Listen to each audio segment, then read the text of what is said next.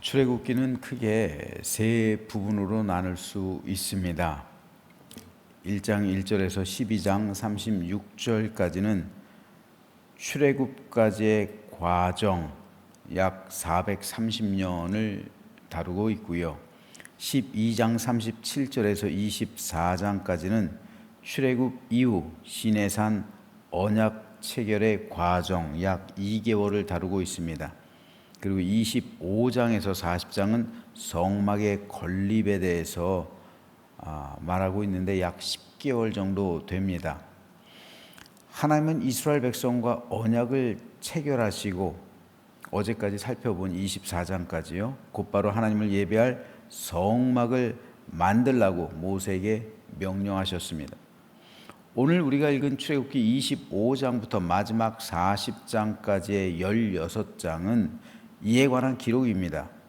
그리고 이 부분은 크게 세 부분으로 나눌 수가 있습니다. 출애굽기 25장에서 31장까지는 성막의 각 기구의 구체적인 식양을 계시하신 것을, 32장에서 34장은 금송아지 우상 숭배 사건과 언약의 갱신을, 마지막으로 35장에서 40장은 각 기구의 제작을 통한 성막 건립에 대해서 기록하고 있습니다. 오늘 우리가 읽은 출애굽기 25장은 이제 성막 건립에 관한 기사를 시작하는 내용인데 크게 네 문단으로 나눌 수가 있습니다. 9절까지는 성막 건축 명령과 그 식양 계시를 시작하는 말씀, 10절에서 22절은 속죄소를 포함한 언약궤의 양식에 대해서, 23절에서 30절은 진설병상 및 그 부속 기구 등의 양식에 대해서, 31절에서 40절은 등대 및 그 부속 기구의 양식에 대해서 기록하고 있습니다. 자, 그런데 하나님께서 명령하신 성막은 다른 민족들이 지은 성전들과 뚜렷하게 구별되는 차이점들이 있었어요. 5가지 정도로 요약할 수 있는데, 첫째로 성막의 모든 구조와 기구들의 식양은 모두 하나님의 설계에 따른 것이었어요. 오늘 우리가 읽은 40절 보면요, 너는 삼가 이 산에서 내게 보인 양식대로 할지니라. 다른 이방 신전들은 모두 사람이 설계한 거예요. 모든 기구들 다 사람의 뜻대로 만든 겁니다. 자기들의 필요와 목적에 따라 신전을 만들고 기구를 설계하고 그렇게 제작했다는 말입니다. 하지만 성막은 하나님께서 직접 설계하셨어요. 그 안에 있는 모든 기구들 하나님께서 일일이 양식을 다 세세하게 보여주셨어요. 모세는 하나님께서 보여주신 그 식양대로, 그 모양대로 제작할 뿐이었어요. 모든 기구들, 성막의 크기, 재료, 이 모든 것을 일일이 하나님께서 다 직접 설계하시고 그 모든 모양과 식양, 제작 방법, 그 모든 것을 구체적으로 모세에게 말씀해 주셨어요. 이것이 말해주는 것은 하나님의 성전은 하나님의 은혜와 하나님의 뜻에 따라 지어져야 함을 말합니다. 하나님의 집을 짓는데 인간의 공로나 업적은 있을 수 없다는 말이에요. 하나님의 집의 주인은 하나님입니다. 그러므로 오직 하나님만 주권을 행사하실 수 있죠. 그러므로 하나님은 이 집의 설계를 하나님께서 직접 하신 겁니다. 그리고 기구들의 식양 역시 하나님의 필요에 따라 하나님의 뜻대로 만들 것을 명령하신 거예요. 둘째로 성막은 이동 가능한 거예요. 이방의 신전들 한 번 건축하면 절대 이동할 수가 없죠. 하지만 성막은 언제든 필요에 따라 이동할 수 있어요. 이스라엘 백성이 어디로 가든 함께 갈 수 있었단 말이에요. 이것은 하나님께서 늘 이스라엘 백성과 동행함을 의미해요. 이를 통해 하나님은 너희가 어디를 가든지 내가 너희와 늘 함께 할 것이고 너희가 무엇을 하든 내가 너의 삶의 현장 가운데 같이 있어서 너를 지켜주고 보호해 줄 것을 약속하시는 겁니다. 이것이 성전과 성막의 차이예요. 하나님께서는 사실상 성전을 짓는 것은 관심이 없으셨어요. 성전을 짓는 건 인간의 뜻이었지 하나님의 뜻이 아니었단 말이에요. 그렇죠? 그래서 다윗이 성전을 짓고 싶은 열망이 있었을 때도 하나님께서 반대하셨어요. 성전은 사람의 열망이지 하나님의 열망이 아니에요. 하나님께서는 성막으로 만족하신 거예요. 성막을 지으라고 하실 땐 일일이 다 말씀해 주셨죠. 성전 지을 땐요.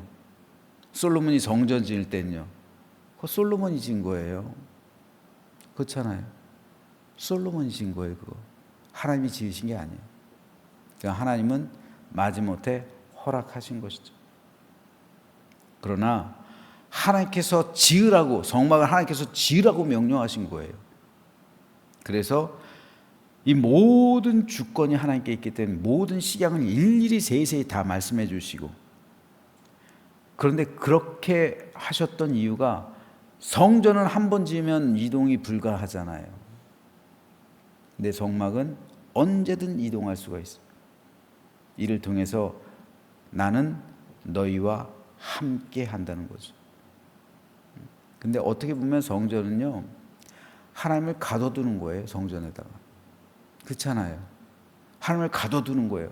그리고 어디를 가든 자기들만 다니는 거잖아요. 근데 그걸 하나님께서 원하신 게 아니에요. 하나님은 성막을 짓고 너희가 가면 내가 너희와 함께 할 것이다. 이거예요. 이것이 성막, 가장 구별되는 거, 이동 가능한 것, 이겁니다. 셋째로, 성막은 간소하게 지어졌어요. 이동 가능하기 때문에 간소하게 지을 수밖에 없어요. 이방신전 화려하죠. 웅장하죠. 아름답고 크게 지어졌어요. 하지만 성막은 간소하다 못해 초라하게 여겨질 정도예요. 다윗이 왜 성전을 지을 마음을 먹었을까요? 초라해가지고. 그런데 다윗의 마음하고 또 솔로몬의 마음하고는 달라요. 다윗은 안타까워서 그런 마음을, 선한 마음을 가진 거고, 솔로몬은 자기 영화를 위해서 그렇게 지은 거예요. 성막의 덮개 가죽이에요. 성막의 크기 작아요.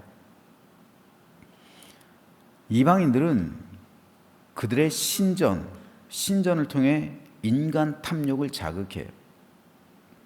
이방신의 실체는 사실상 자기 욕심이에요.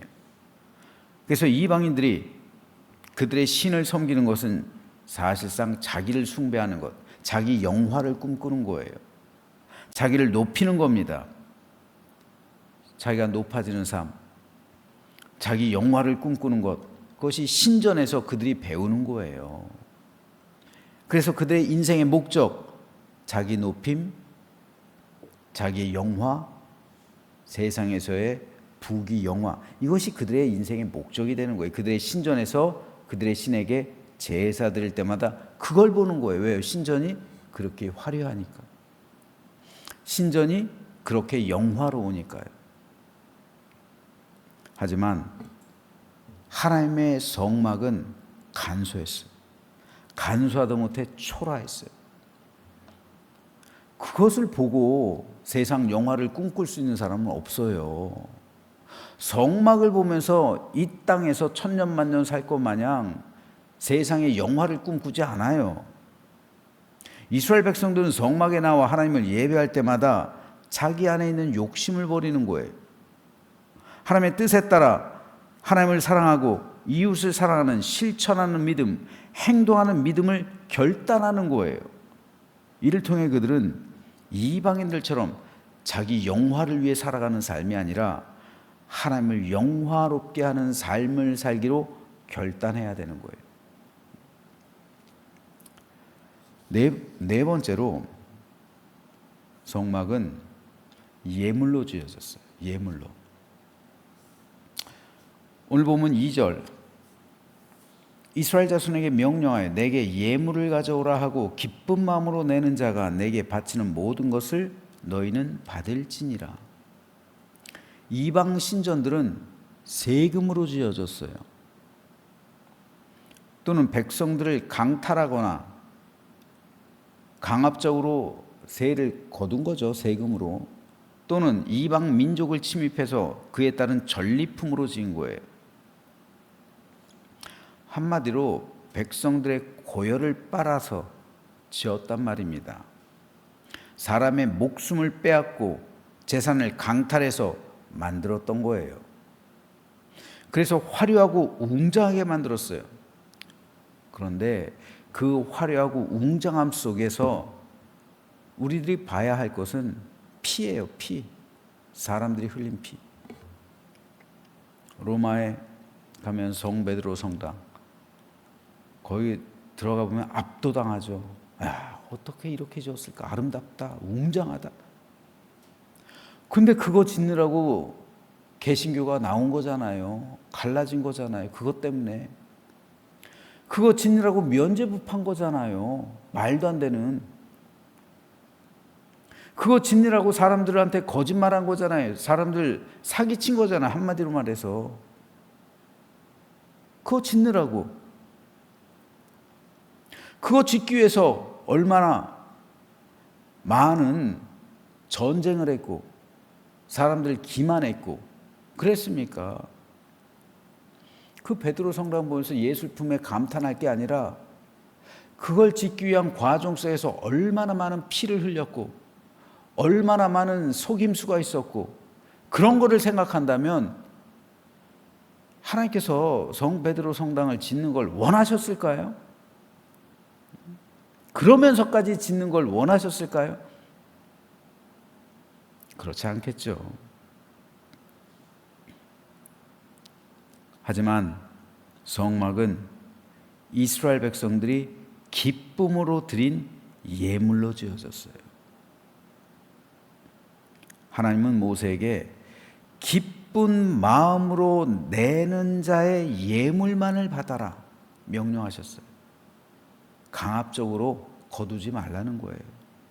기쁜 마음으로 하나님의 성막을 짓는데 소요되는 재료들, 여러 가지 실들, 그리고 보석들 혹은 금과 은, 기쁜 마음으로 자기가 낼 수 있는 만큼 내는 사람의 그 예물만을 받으라 말씀하신 거예요. 하나님의 집은 생명과 구원, 은혜와 사랑, 그리고 기쁨과 행복으로 지어져야 했습니다. 그래서 하나님은 기쁜 마음으로 하나님의 집을 위해 드리는 사람의 예물로 성막을 만들라 명령하신 거예요. 하나님의 집을 짓는데 원망이나 불평이나 불만이 있어서는 안 된다는 겁니다. 그래서 하나님은 기쁨으로 그것을 감당하는 사람의 예물만을 받으라 명령하신 거예요. 마지막 다섯 번째로 성막은 이스라엘 진영의 정중앙에 위치했습니다. 이방 신전들은요 대부분 그 도시의 가장 높은 곳에 지어졌어요. 하지만 성막은 이스라엘 백성들의 장막 정중앙에 위치했어요. 이방 신전은 제일 위에 잘 보이도록, 그리고 위에서 이렇게 보면은 백성들을 밟고 있는 거잖아요. 이 이방 신전들 대부분 높은 데 지어진 거예요. 하지만 성막은 이스라엘 사람들이 살아가는 삶의 현장 정중앙, 여기에 지어졌어요. 이해를 돕게 그림을 하나 보시죠. 이스라엘 백성들이 머물렀던 진영의 그림이에요. 정중앙에 성막이 있어요. 그리고 오른쪽 노란색으로 되어 있는데 모세와 제사장들의 숙소, 남쪽에 고핫 레위 지파예요. 정중앙은 레위 지파. 그 중에서 오른쪽은 모세와 제사장의 숙소, 아래 남쪽엔 고핫 자손들, 왼쪽 서쪽에는 게르손 자손들, 북쪽 무라리 자손들. 그리고 이스라엘 진영은요, 오른쪽 동쪽에는 유다 지파, 이사갈 지파, 스불론 지파, 아래쪽은 루벤 지파, 시므온 지파, 갓 지파, 왼쪽 서쪽은요 에브라임 지파, 므낫세 지파, 베냐민 지파, 북쪽 단 지파, 아셀 지파, 납달리 지파, 이렇게 있었어요. 정중앙에 성막이 있었단 말입니다. 이방 신전들은 제일 높은 곳, 하지만 성막은 정중앙. 이를 통해 하나님은 이스라엘 백성의 삶의 중심이 하나님이심을 가르치신 거예요. 하나님이어야 하는 거예요. 그러므로 우리는 하나님께서 직접 제정하신 성막을 통해서 우리 신앙의 본분을 회복해야 합니다. 즉 우리 신앙은 늘 하나님 중심, 하나님 중심으로 우리 삶이 살아가야 되는 거예요. 하나님 중심.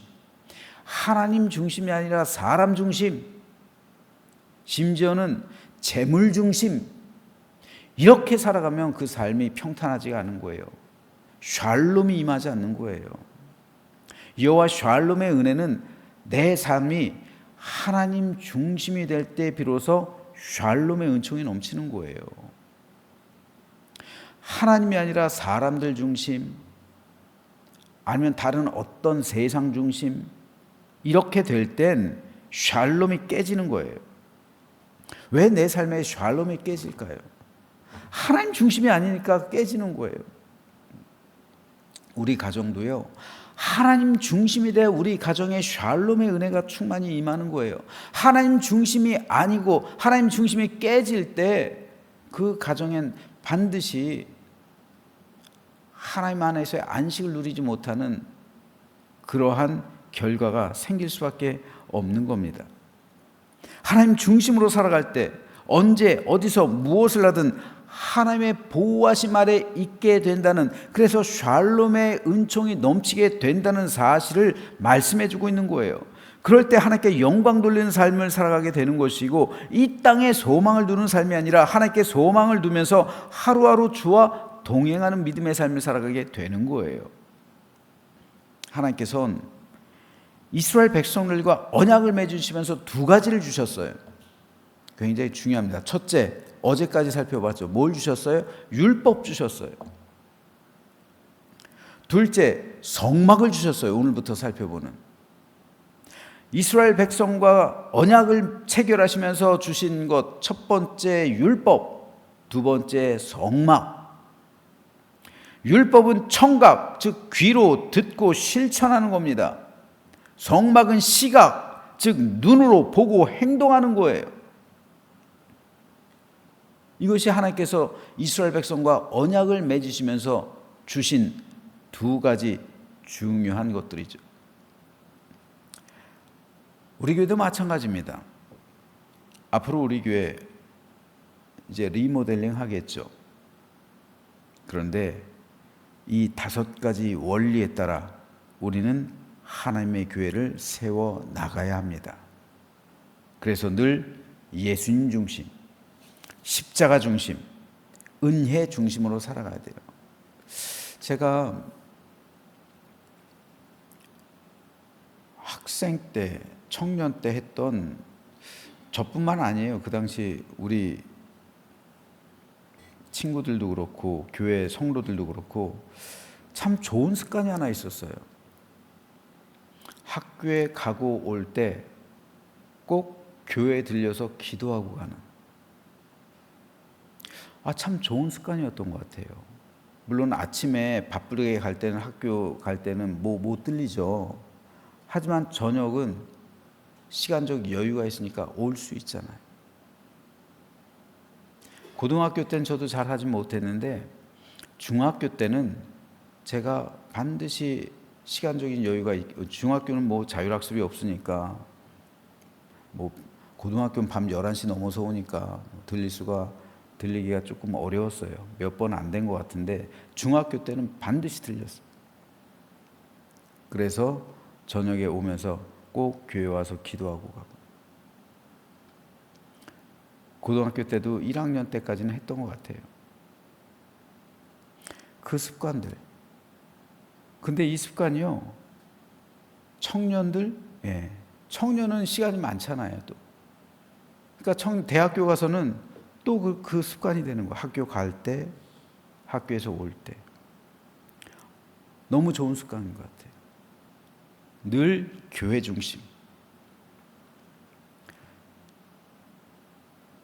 이 성막이 의미하는 게 그거예요. 성막이 의미하는 게 늘 교회 중심, 십자가 중심, 은혜 중심, 하나님과 동행하는 삶.